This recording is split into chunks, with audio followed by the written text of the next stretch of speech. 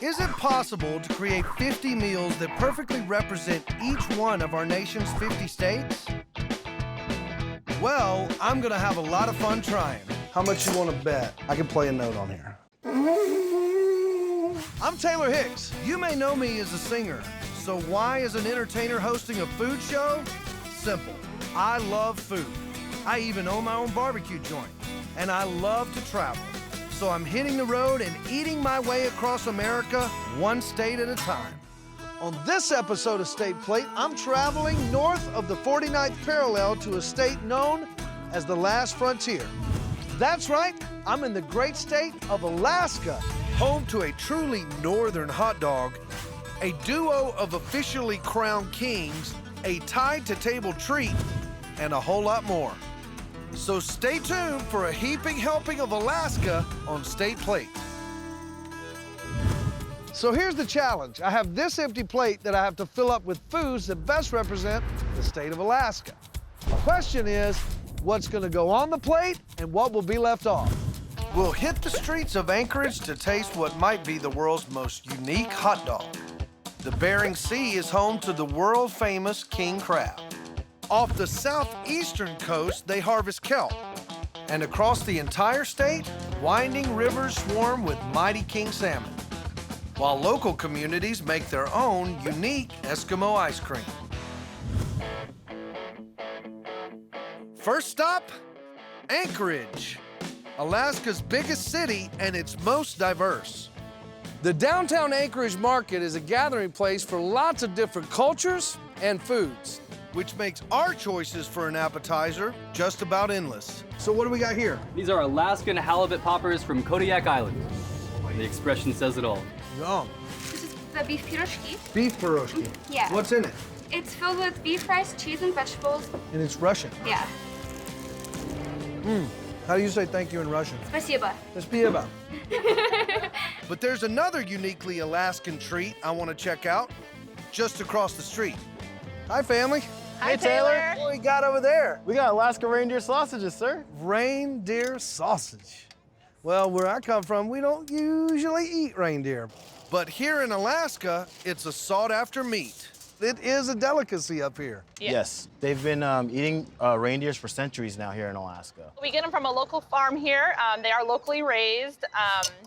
They taste like a summer sausage or a kielbasa. You can have it as a stew, as a hot dog, and you can also have it as a burger as well. So it's a lot like venison or Definitely, elk. yes, yeah. Reindeer are also known as caribou, with reindeer being the name more commonly used in Northern Europe, where they are often domesticated. And the meat they provide is loved by serious foodies. To thrive in the cold climate, they store fat outside of their muscles, which means no marbling and incredibly lean meat. True connoisseurs are even known to eat it raw. Hey, Taylor, you want to grill some of these up? Of course I do, that's why I'm here. All right. All right. Here you go, Taylor. So what I'm going to have you do is grab a reindeer sausage, put it on the grill, Okay, and then you cut it down the middle. so you butterfly it. Yeah, this is the butterfly cut. It's a caterpillar right now. We got to make it blossom like a butterfly. And yeah, there you go. Put it on the- There you go. Now we're cooking. Now we're cooking, yeah, now we're cooking. Now we're cooking reindeer. How long do you cook them? So I like to cook them for a good, until they get golden brown. Never thought I would be cooking reindeer dogs in downtown Anchorage. That looks beautiful. Perfect. Okay, so what we're gonna do, Taylor, is we're gonna put fresh caramelized sauteed onions on this. We caramelize them in soda. Regular soda, caramel soda. Caramelized soda, so anything dark, because it already has some sugar in it, so it makes them nice and golden brown. Soda and onions is a genius idea. It definitely enhances the reindeer taste. That's what I'm talking about, enhancing the reindeer taste. Look at that. So this is what enhances it to the next level. This is called the boss sauce. What's in the boss sauce? So it's a stone ground mustard with a little bit of paprika and a little bit of habanero extract, and a couple other spices that you don't know about. Haha, I love it. Let's go, boss. You are what you eat. Can I put a little cheese on it? Dress it up however you would do a hot dog. Okay, you tell me how to make yours. So what I do is I put a little bit of cheese, a little bit of ketchup, and definitely the boss sauce. So ketchup, cheese, and boss. Yes. I got jalapenos, boss, cheese, and relish. I would say that looks really good. Cheers. Cheers.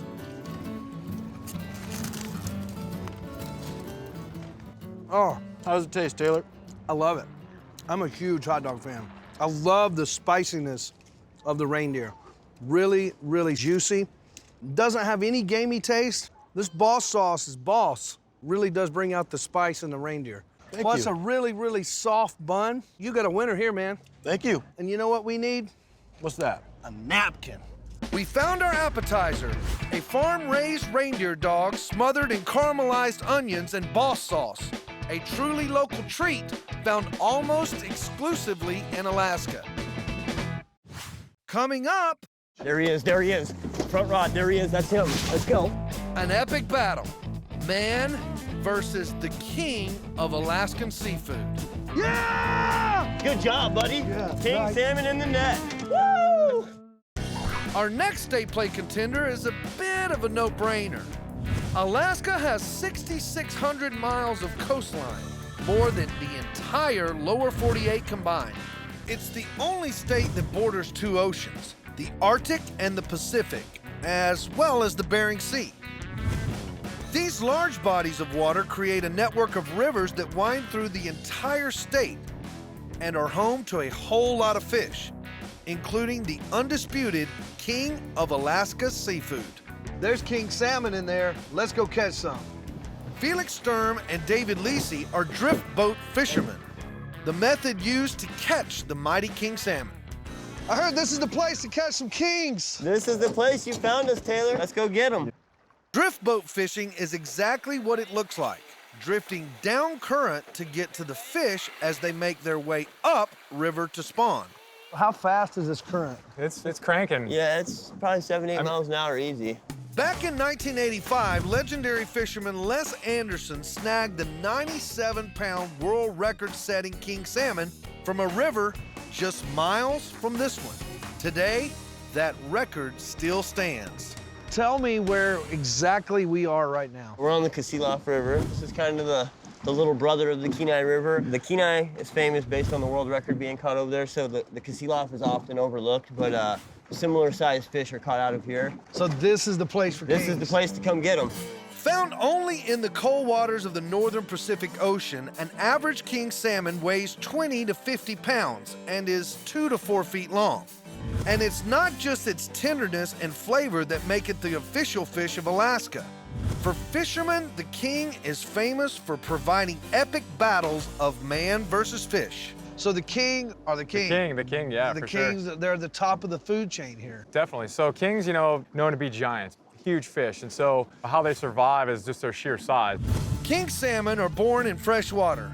Once they become 2 to 4 inches in length, they head out to the ocean where they spend most of their lives. And from there is where they really start to pack on the pounds, start eating like crustaceans in the ocean, and then they'll graduate to other fish and squid. They get and- bigger and bigger. The kings bulk up in the open ocean anywhere from 1 to 8 years. Then they return to the rivers to spawn. And the bait of actual fish eggs is chosen to take advantage of the spawning instinct. Salmon roe is what we're gonna be using for bait today. Their main purpose is not to ingest this. It's all about aggression. They didn't fertilize these eggs, so basically they want to destroy these eggs and it'll give their babies a better chance of survival. We have a gravel bar that drops off right here where these two meet. There's a deep seam and there's usually a bunch of fish stacked up right here. Okay, so what you're gonna do, you're gonna go thumb on the spool, you're gonna click this lever down, you're gonna let it out 50 feet right off the front. There you go, perfect. We'll set it in the rod holder and then we'll wait a little while and then we'll begin to back troll down and see if we can get a bite here. You got a pretty good office. This is a great office, I Yeah. can never complain. We wait. I'm ready to catch a king salmon. And suddenly, There he is, there he is. Front rod, there he is, that's him. Let's go. the epic battle begins. Rod's up, guys, rod's up. Work with me, Dave, get one. Yeah, baby. Come on, be good, be good, Real, be good, real. be good. We're gonna have to go after this thing. You can't just drag him to the boat. That's not how it works. Yeah, Don't yeah, let yeah. him have any slack. Yeah, yeah. Okay, so when we get him close, you're not trying to lift him up. You're not trying to have your rod any higher than you do right He's there. swimming upstream. Yep, just reel, and don't raise your rod too high. Let him run, there you go. Okay, reel down towards the fish, reel down, lower your rod some. Don't aim it at him, just reel down, there you go. Don't try to lift him, don't try to lift him. Ooh, you see that tail. Oh, yeah. All right, here we go, guys. We are Here we pulling go. this anchor, we're making this happen. We're Ready? gonna put this thing in the boat, okay? Reel down again, and then you're gonna slowly lift up. Up, up. Oh, yeah. Yeah! Go! King Nice. salmon in the net. Yeah! There we go. Woo! That's your king salmon there. So it's probably about 25 pounds. Look at that. We got us a king! About 75 pounds short of the world record, but I may make the books after all. It said it takes 16 hours to catch king salmon. So you caught one, I'd say, in the first, what? 10 minutes. Yeah. King of the river. King of the river. Up above the 49th parallel, there are endless ways to eat king salmon. Today, we're tasting traditional smoked salmon steak. The steak is cured in a salty brine for at least 4 hours. Then it's smoked until ready to serve. That king turned out really good. It's like a big, nice fillet, but it's smoked salmon. Yeah. That's what I love about it is the texture is not light and flaky at all. It's got a really heavy smoke flavor and it's got a texture to it and it falls right off of the skin. Oh, yeah. Some of the best meat you can actually eat in the world. You can't really beat king salmon. We've got our entree, and I'm going traditional. On our main plate, a hearty and tasty smoked king salmon steak. Alaska's state fish pulls straight from the Kasilof River. Coming up, you eat this stuff. We do. An ocean harvest that's music to my ears. I'm like Dizzy Gillespie on this thing. Plus, look at the size of this thing. Cracking into the true king of Alaskan crustaceans. Look at all of that meat. Unbelievable. We're on a mission to create a meal using the best foods from the state of Alaska. In a state flanked by oceans and seas, fishing resources are seemingly endless. And the rugged entrepreneurs of Alaska make good use of them all.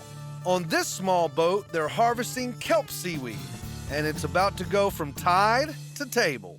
I hear that kelp is the new kale.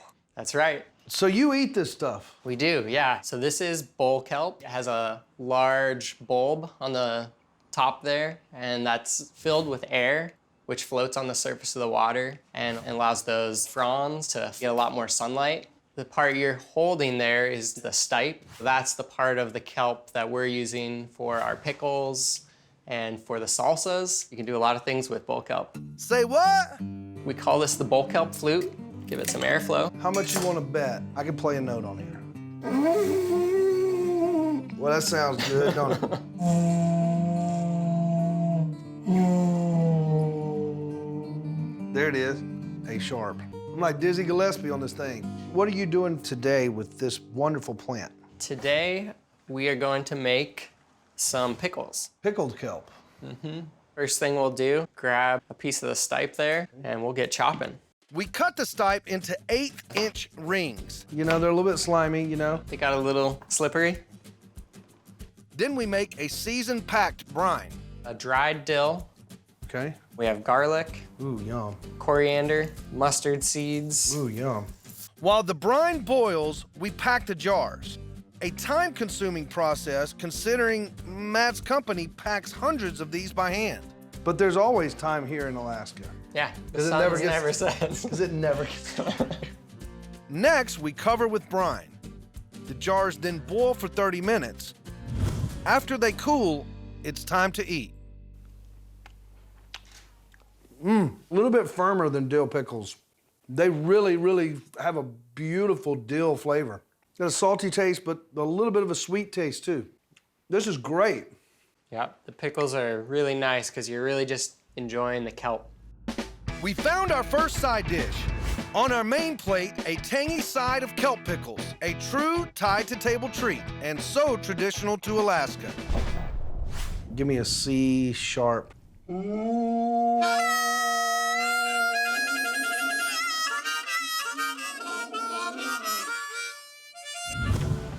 Our next state plate contender takes us to the brutal waters of the Bering Sea, wedged between Alaska and its Russian neighbor to the north. Fishermen here brave freezing temperatures and perilous conditions to haul in a delicacy that's known as Alaska's most delicious crustacean, the king crab. Next stop, taking it to the bridge. A waterfront restaurant in Anchorage where the fishing is epic, and Chef Patrick Hoogerhide serves up some of the freshest king crab in the state. King crab, King crab. right here in Alaska. This is a red king crab. It's coming from the Bering Sea. This is about the average size. So this is about 5 pounds, 5.5 pounds. I had no idea they Yeah. were that big. Well, they are that big, and so this is just packed with meat. Look at the size of this thing. The king crab has 8 limbs: the fighting claw, the mating claw, and the remaining 6 legs. And all 8 sections contain the most coveted meat. This meat can be used in many ways. Steamed straight out of the shell is delectable, or mixed into a soup or dip. But today, we'll pack it into something fried and delicious. Well, we're gonna take this meat and we're gonna make a king crab cake that is to die for. King crab cake in Alaska. First, what we're gonna do is we're gonna take a leg. We're gonna just pop that leg right off. All right, so you're gonna go spin that around. Yep, pull it back away from the crab.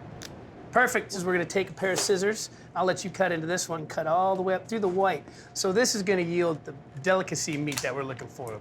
And then now you just pull it out and get that meat right out of there. So you look at all of that meat. There you go. Look at unbelievable. That is why people want king crab. And we've got 8 of them. You got 8 of those on this one crab. We break it into small pieces, fold it into a mixture of cream cheese and sauteed veggies, and scoop it into molds. Now we just take these and we usually put them in the freezer for about 30 minutes, let them set up, bread them up, fry them up, and we're good to go. Golden brown king crab cakes. They came out beautiful. That breading process we did just came out nice crust on it, so it's nice and moist inside. Let's dig in. Very rich. This crab cake has just those huge chunks of meaty crab, a little bit of a salty flavor. Yep. But I love that because you know it's from the sea and you know it's fresh. Exactly. That freshness comes forward in that meatiness. You can taste just a hint of those sauteed vegetables too that give it a nice fresh flavor to it. Good stuff. We've got our second side dish. On our main plate, fresh Alaskan king crab cakes. Crunchy on the outside, deliciously tender on the inside. Coming up, there's one right there. Alaskan natural resources meet native Alaskan tradition. What are you gonna make with that? Agudak. Agudak. Our state plate is nearly complete. All we need is something sweet. For dessert, I want to go with something traditional. And to find it, I'm meeting up with food blogger, chef, and Alaska native, Anna Sattler. Hey, Anna. Hey, Taylor, how are you? How you doing? I'm good. What a beautiful place. Isn't it? What you doing here? I am picking salmon berries. What are you gonna make with that? Agudak. Agudak. Agudak. What is agudak? Eskimo ice cream. Do you want to help me? Sure. Eskimo ice cream is a bit of a half-truth. It isn't actually ice cream. It's an age-old concoction that uses available resources like animal fat and these salmon berries. There's one right there, look at that. You can see where they get their name from. They look like this color of salmon. Yes. But the Eskimo, that's for real. Anna's ancestors created this use what you have treat when they first settled the land that would eventually become Alaska, possibly as far back as 1400 AD. I'm Yupik, which is more commonly referred to as Eskimo. So Yupik is the second most commonly spoken language in the state, and English is my second language. How do you say hungry? Gaishda. Gaithdoa. Yeah. Well, I'm always gaithdoa. Why don't you show me how to make some of this wonderful Eskimo ice cream? Okay. Agudak takes many forms, and for this version, we are starting with fish meat. This is called she fish. Take the meat off of the skin and the bones because we don't want any of that in our agudak. Lard goes into the bowl, and we mix in the fish. The reason we use our hands traditionally is because you want the warmth of your hand to help melt the fat. Which is exactly where it got its name. White settlers named it Eskimo ice cream because in winter, they often added fresh snow. but the literal translation of aguduk is mix it together. Let's add these and then we're done. So just mix those in and it's ready. Kind of starting to take the shape of ice cream a little bit. It is. All of those ingredients together. It's looking very, very, very nice. Very nice. It's just a beautiful presentation of colors. Got a little bit of an ice creamy look to it. Yeah. Good, yeah. I love the berries. The berries have a really Yeah. great texture. And then you can taste a little hint of fish. It's not too strong, but everything kind of blends together nicely. It's different, but it's good. Eskimo ice cream definitely takes dessert. Simple, traditional, and tasty. So how would you say this is our dessert for the Alaska State Plate? Una aguduk state plate. Una agudao State Plate. Good? Yes. Our state plate is complete. On our appetizer plate, you got a winner here, man. Thank you. A traditional, iconic, and entirely unique reindeer dog. On our main plate, we got us a king. An entree of smoked Alaskan king salmon. A side of kelp pickles straight from the sea. And Alaskan king crab cakes, made from the king of Alaskan crustaceans. Look at the size of this thing. And for dessert, Una aguduk state plate. sweet traditional aguduk, AKA Eskimo ice cream. A meal that honors the natural resources, age-old traditions, and entrepreneurial spirit of Alaska.